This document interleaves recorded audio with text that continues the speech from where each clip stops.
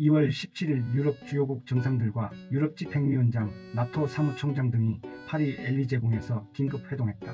주요 의제는 우크라이나 전쟁 종전 이후 평화유지군의 파견과 유럽 각국의 방위비 중행 문제 등이었다. 평화유지군 파견 문제에 대해서는 각국의 의견이 갈렸으나 미국이 요구한 GDP 5%까지 방위비 인상에 대해서는 이의가 없었다.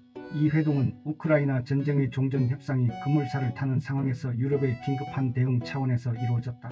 지난 12일 트럼프 대통령은 푸틴 대통령과 통화한 후 러시아와 우크라이나의 전쟁이 초래한 수많은 죽음을 멈추게 하자는데 생각이 일치했다 라고 자신의 SNS를 통해 알렸다.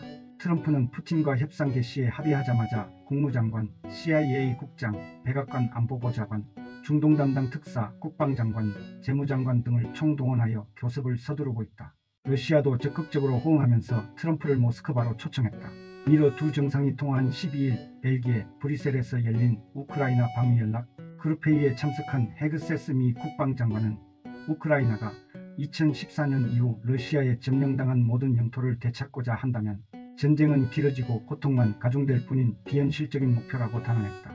그는 우크라이나가 나토에 가입하는 것도 현실성이 없다고 했다. 트럼프도 우크라이나의 나토 가입이 실용적이지 않다 라며 헤그세스의 말에 분명하게 동의했다. 12일 우크라이나를 방문한 스콧 베센트 미 재무장관은 젤렌스키 대통령에게 우크라이나 광물 자원의 50%를 미국에 넘겨주는 것을 골자로 한 광물 자원에 관한 협정을 제시하며 서명을 요구했다. 그러나 젤렌스키는 이 제안을 거부했다. 우크라이나의 안전에 대한 분명한 보장이 없었기 때문이다. 이런 가운데 18일에는 사우디에서 미국 국무장관과 러시아 외무장관이 회담을 마쳤다. 회담 직후 양측이 모두 수용할 수 있는 방식으로 가능한 한 빨리 분쟁 종식을 위한 노력을 시작하기로 합의했다 라고 밝혔다. 그동안 전쟁 당사자 간의 종전 협상 조건은 매우 상반되었다. 러시아는 그들이 점령하고 있는 도네츠크, 루안스크 등 우크라이나 동남부 4개 주와 크림반도를 러시아 영토로 인정하고 우크라이나 군대를 철수시킬 것, 우크라이나의 나토 가입 반대, 젤렌스키 정부의 퇴진을 종전 조건으로 내세웠다. 그러나 우크라이나는 러시아군의 점령지 철수와 서방의 재건 지원, 우크라이나의 나토 가입, 러시아의 전쟁 배상 등을 요구해왔다. 하지만 지금까지 미국과 러시아에서 흘러나온 얘기들을 종합하면 두 나라는 러시아의 종전 조건을 수용하는 쪽으로 기울어진 것 같다. 미넨 안보회의에 참석했던 미국의 로 담당 특사 키스 켈로그는 15일 러시아와의 종전 협상 테이블에 유럽인들이 앉을 자리는 없다고 했다. 막연했던 마크롱의 유럽 공동방위 구상이 현실감을 띠기 시작하고 서유럽과 미국의 대서양, 동맹 균열 얘기까지 나오게 된 것은 이처럼 유럽과 우크라이나를 배제한 채 진행되고 있는 미국과 러시아의 우크라이나 전쟁 종전 협상뿐만 아니라 극우 세력이 정치 권력의 핵심을 장악한 미국의 배신 때문이다.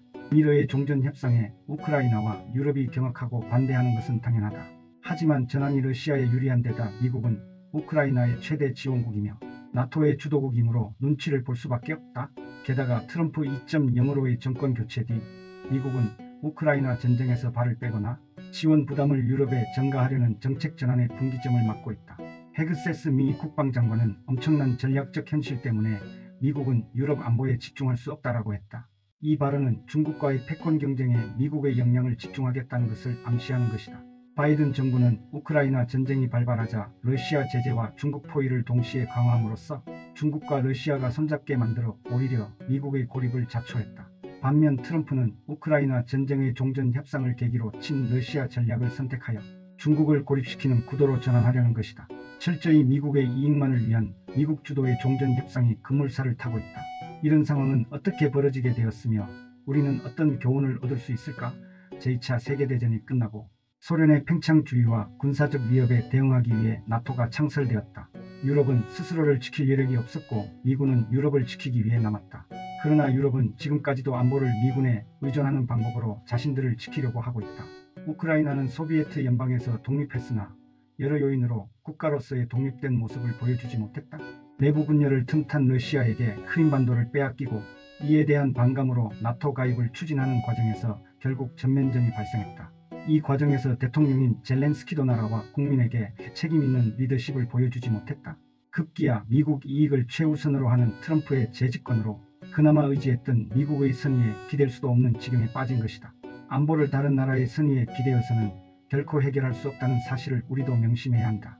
미국은 유럽에 이어 우리나라에도 곧 방위비 인상과 미군 철수 등의 압박을 해올 것이다.